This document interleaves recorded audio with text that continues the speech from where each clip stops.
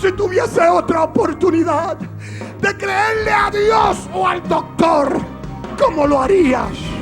¿Cómo lo harías? Si tuviese una oportunidad más de creerle al abogado o creerle a Dios, ¿cómo lo harías?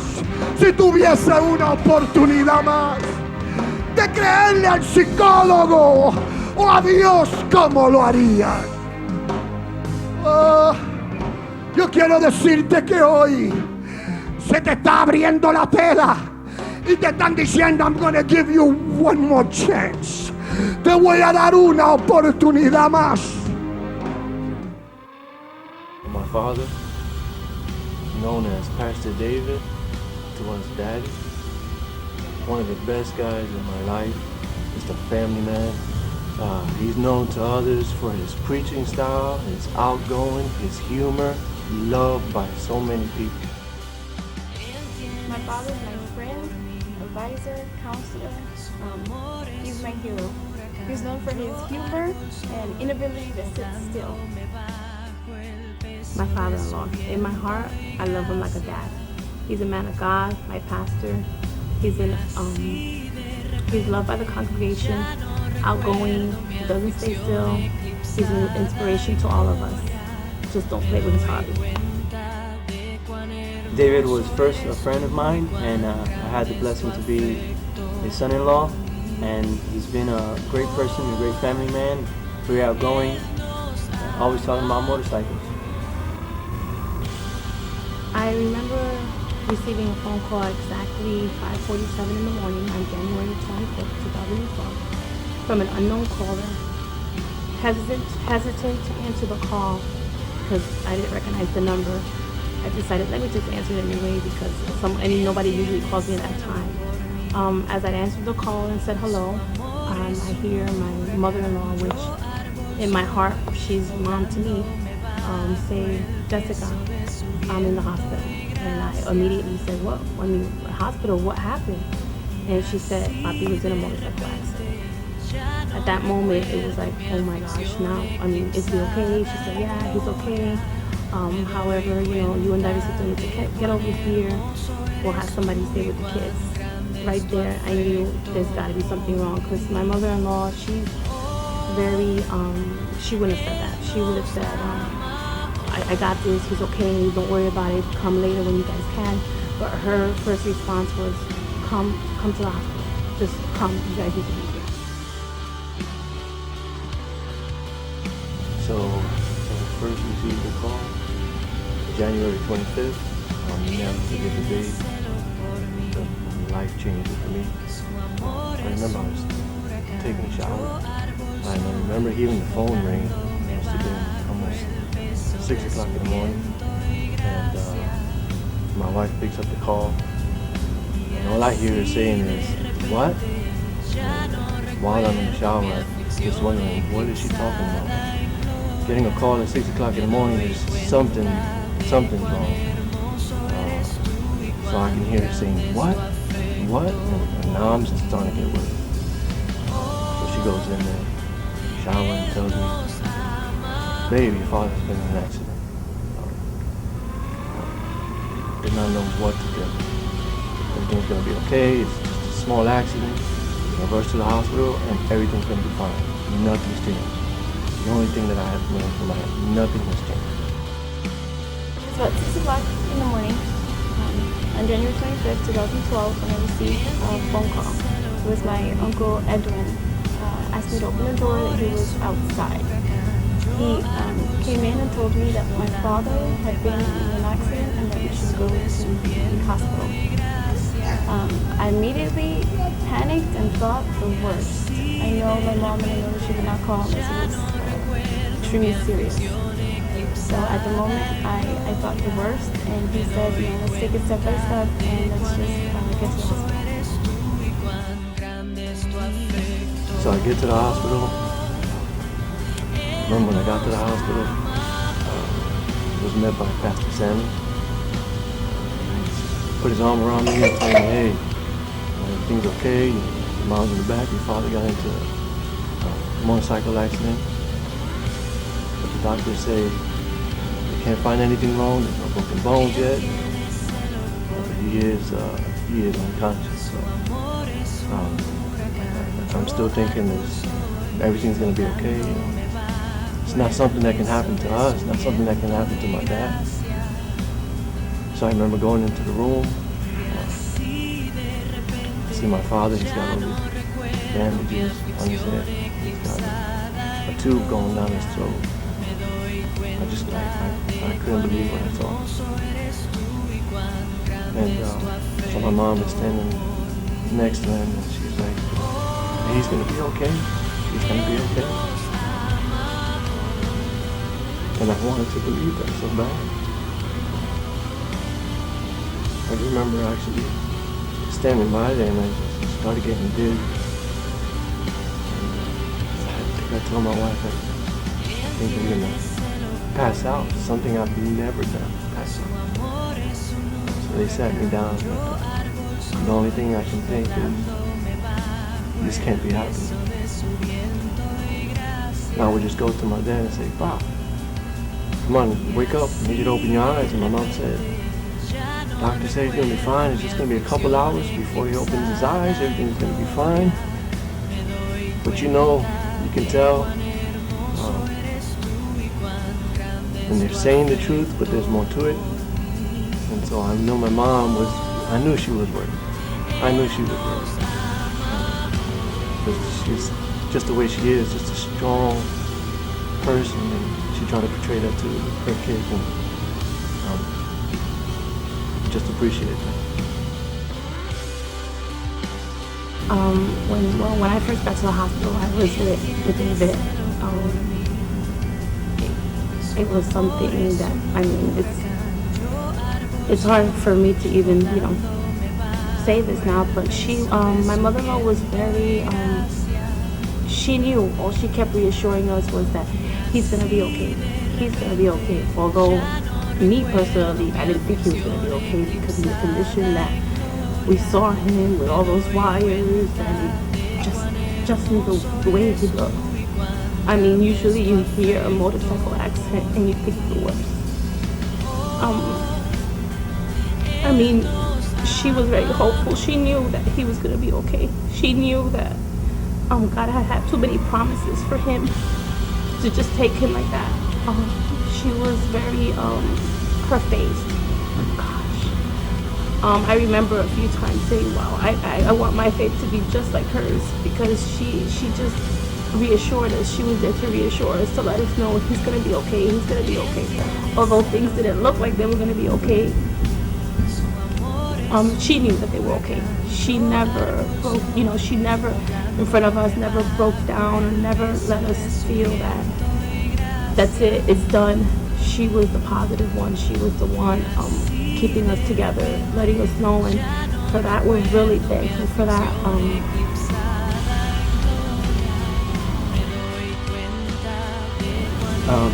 First time I went to the hospital, I had to wait my turn, just like everyone else. There's a lot of people there waiting for him. And I see Ada just, walking around doing her thing, talking to people, telling people everything's going to be good, always hopeful. And I walk in and I see David laying on a bed. And it's a little bit difficult because you're used to seeing someone just up and about all the time. And when the person doesn't open his eyes or move his hands, and it's kind of difficult, really difficult.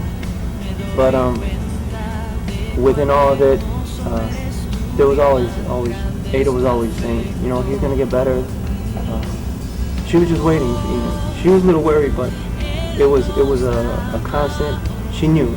She had no doubt in her mind. She was just waiting for the day for him to just wake up.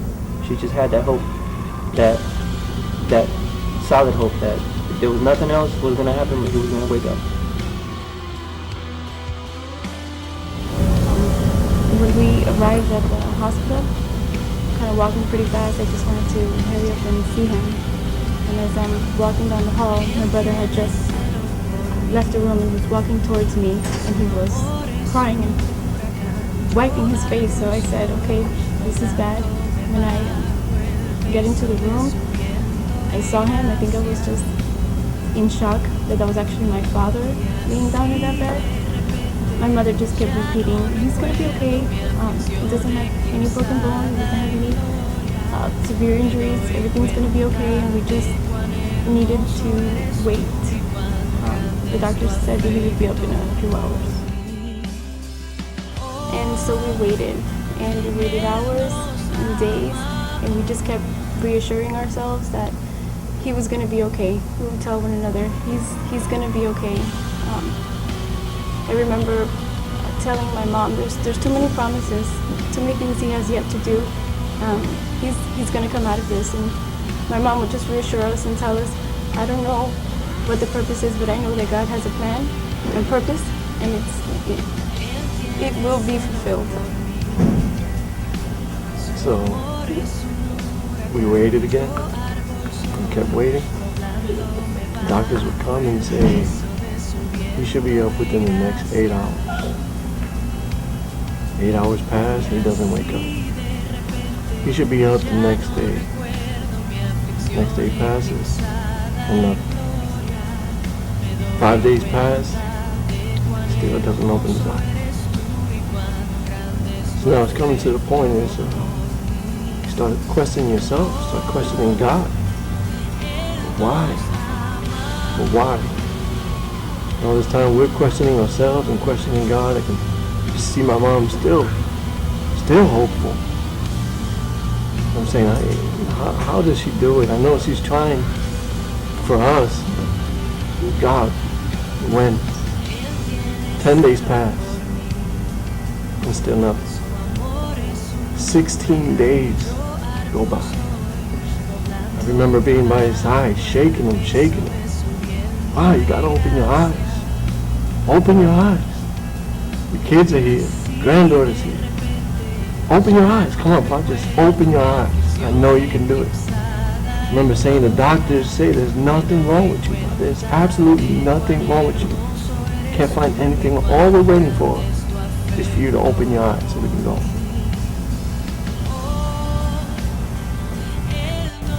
February 11th, 17 days later, we get the call, or we missed the call that we have been waiting for, the day we were waiting for him to open his eyes. I remember that day missing the call from my mother-in-law, and all I can hear was, Jessica, he opened his eyes. Nobody's answering the phone. Jessica, don't pick up. Davidito, don't pick up. He opened his eyes. Call. Family was super excited. I mean, this was the day. We didn't care. You know, doctor said he wasn't going to do anything, so him opening his eyes to us was a big deal. It was very exciting. Now it was a matter of getting to the hospital to see him. We heard about it, but we didn't see him.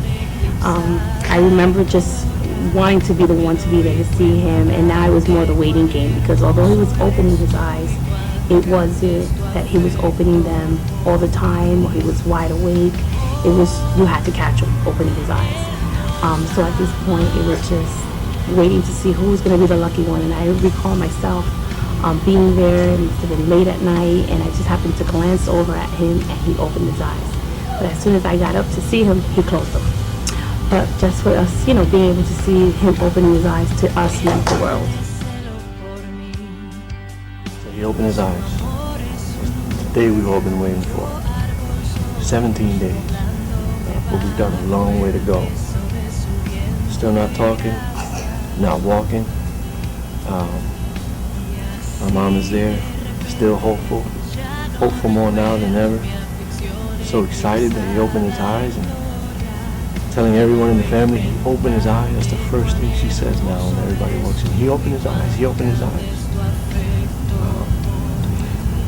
So now the recouping starts.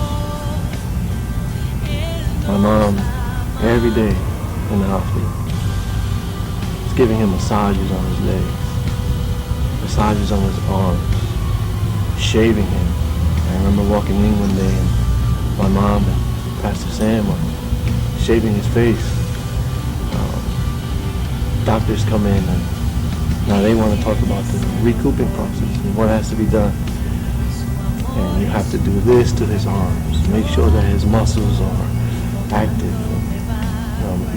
looking at my mom, and we're just laughing because it's everything that she's already done, nothing new.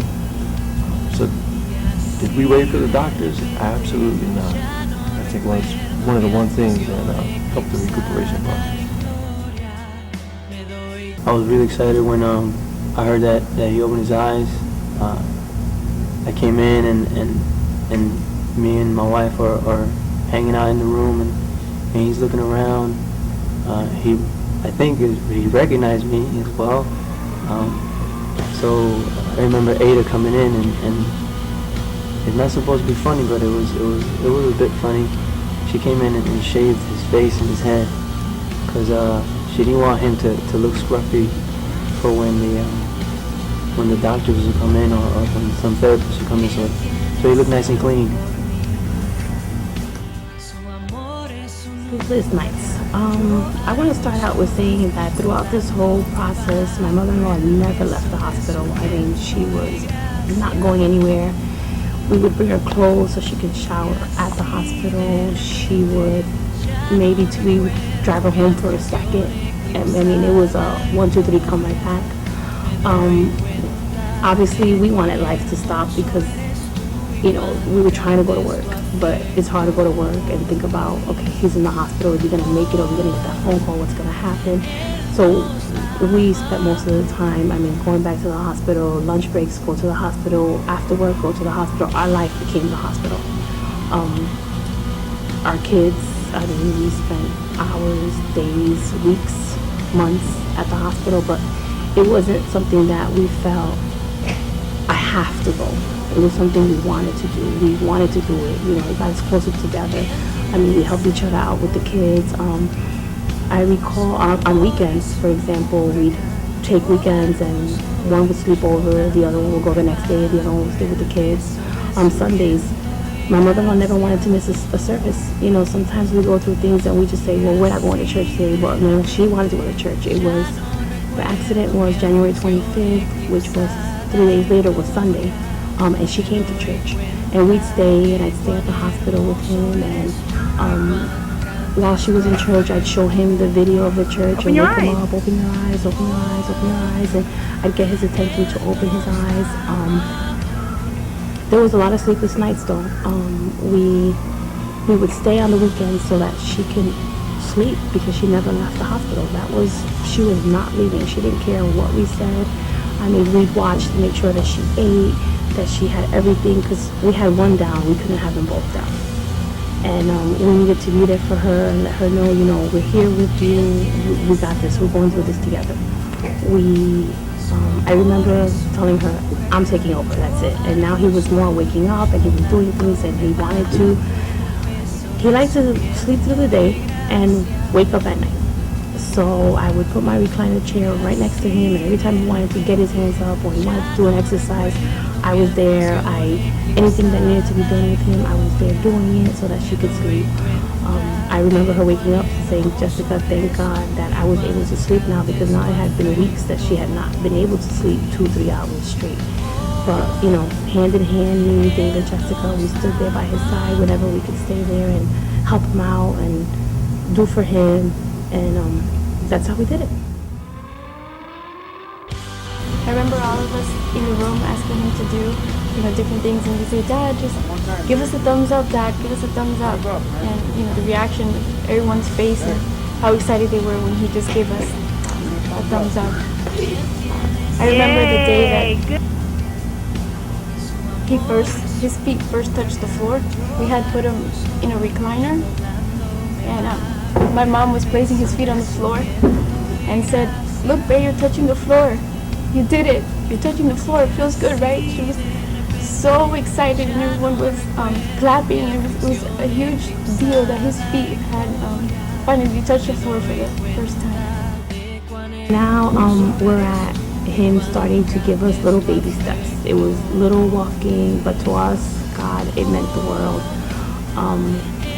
I can say my mother-in-law, if her faith was so strong before, now it was putting into place that we were seeing it. We were seeing how we would help him, and he wanted more. He wanted to walk a little more and walk a little more, and we didn't want to miss it, and we were there, and I was, the one trying to take videos and always getting him. And I remember my mother-in-law calling me, Jessica, over here, look, over here, come over here. No, get him over here. Don't get him over here. Although she doesn't think she does that, she does. But it was okay. We were there. We wanted to get every step. We wanted to get all his steps, anything he did. We were super excited. She was, I can say now that she was very, she was hopeful. She knew that, again, there was too many promises. There was too many things that he had to finish. God wasn't done with him. So watching him, us holding him and him walking little by little and giving these little steps, and it was just very exciting, emotional for her. I mean, you could see it in her face. She was so happy. She was excited. She knew now we were, like I said, one step closer for him, for his recovery, getting better. So it was great.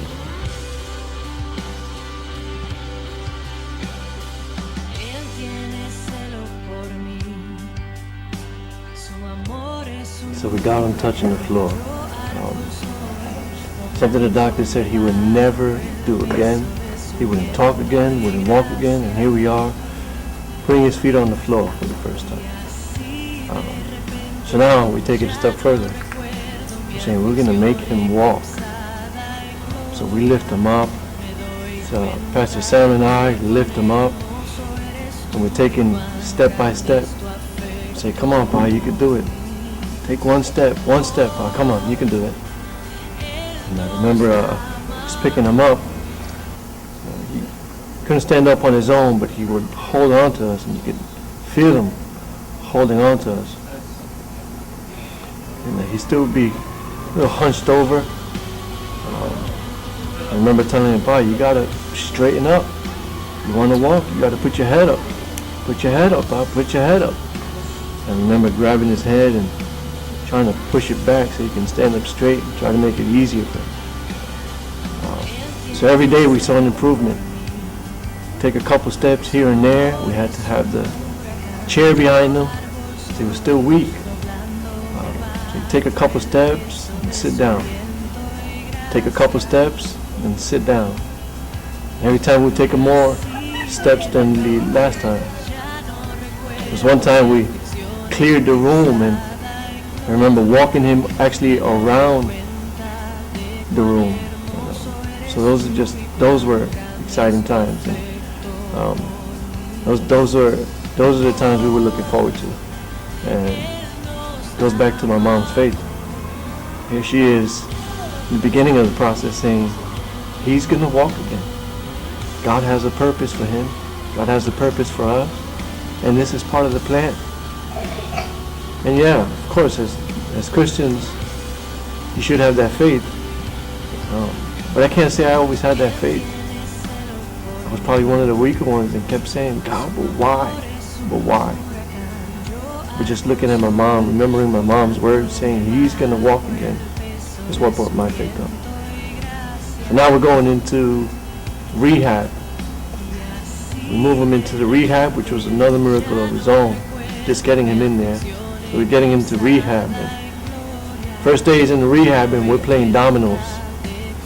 And I remember my father actually won the first game, and so we're excited. We're telling the nurses, and they can't believe it because they think he's not thinking right. There's no way you're matching numbers to numbers, and he actually did, and he beat us.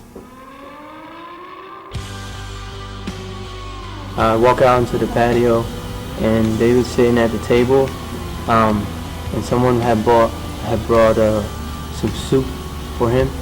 So Ada, of course, doing her thing, she put the soup all together for him, and she's cutting up the meat and the potatoes, and he's trying to get in there, and he's eating, and she's saying, hey, slow down. And it's funny because he says, yes sir.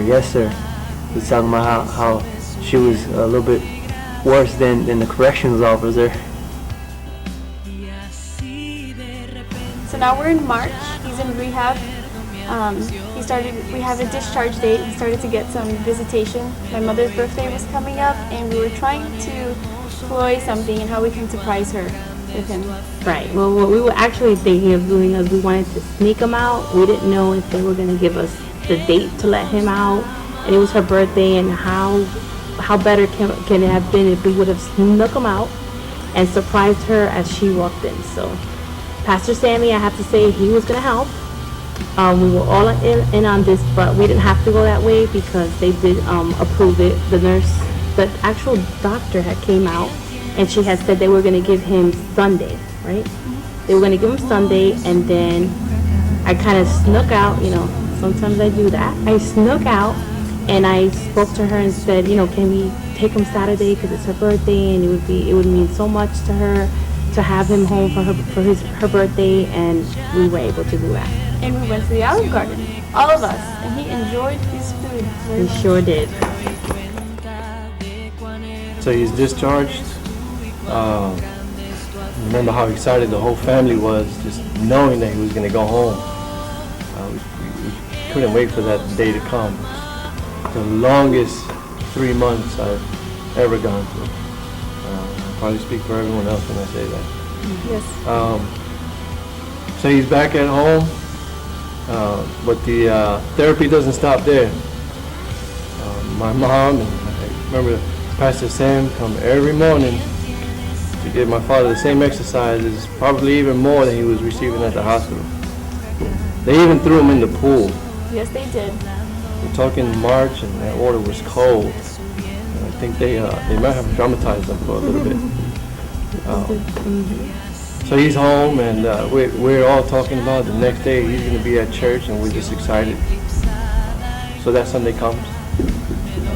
I remember being on the altar, and knowing that my father was going to be there was just an exciting moment. I remember him coming in with security. Thank you, security, for what you do. Walking him in, and I remember him coming up the steps. The first one to give him a hug, and I just remember whispering in his ear, "Don't hold back. Don't hold back. Just let go, Pop." And Mom, I just want to thank you for what you've done, what you do. I know if it wasn't for you, you probably wouldn't have made it this far. So, thank you, Mom. I love you. Again, I want to say thank you as well. If we were a strong family before, I think we became even stronger family now. And it's all, just seeing everything you did with us to keep us together, and we love you dearly for that. Thank you for your faith, your courage, and taking care of him like I know no one else could have. I love you, Mom. Thank you. Thank you for always keeping our hopes up and having that strong will that he was going to wake up and walk. Thank you, Mom. I love you. Yes, Mama. I love you very much. Dios le bendiga. Primeramente quisiera darle gracias al hermano Nelson, la hermana Miriam, su esposa, al Departamento de Seguridad, por esta oportunidad. Creo que es algo bien bonito. Quiero aprovechar este tiempo para agradecer a mis hijos, Davidcito, su esposa Jessica, Jessica, mi hija, y su esposo Eli, por el apoyo que nos dieron durante el tiempo del accidente. Quiero aprovechar también para agradecer al pastor reverendo Alfonso Blanquita Santiago por su paciencia para conmigo durante este tiempo, pero no pudiera dejar fuera a mi esposa. Quiero agradecerle de todo corazón. Es verdad que el accidente no me acuerdo mucho, sin embargo, viendo los videos del hospital entiendo que ella tuvo mucho que ver, y le doy gracias a Dios primero por el milagro de extenderme la vida, pero a mi esposa por la recuperación. Y le doy gracias porque ella ha estado ahí conmigo. Al pastor Sammy, viendo los videos, gracias Pastor Sam for your help. Gracias a mi esposa, y si hoy estamos aquí haciendo lo que estamos haciendo, es por Dios primero y luego por el esfuerzo de cada uno de ustedes.